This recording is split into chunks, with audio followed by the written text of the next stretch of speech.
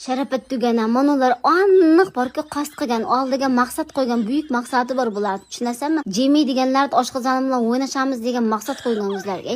Bu addanni bitta xoladanlik qilish mumkinmi? Bitta shirinliklar uchun. Manolar shu narsani qilib qo'ydi. Psixolog bo'lish uchun borku, o'qish shart emas. Mana shunday qarab, bolalikda kuchli travmasi bor desang bo'ladi. Yoshlikda enasi aniq bunga shirinlik bermagan, butun hayoti davomida ana shu travmalarni yengish uchun enasiga ko'rsatib qo'yish uchun mana shuncha shirinlik yeb. Bu bola yoshlikda aniq shirinlik yemagan hisoblanadi. Shuncha shirinlikni qaytib jiddiy nafsingda borku, qora tuynugi ochilib ketsa munjal yemaysan-da. Ya tavba, hayronlar qoldim. Alam qilgani bolalarimizga bularni bittasini bermaymiz-da.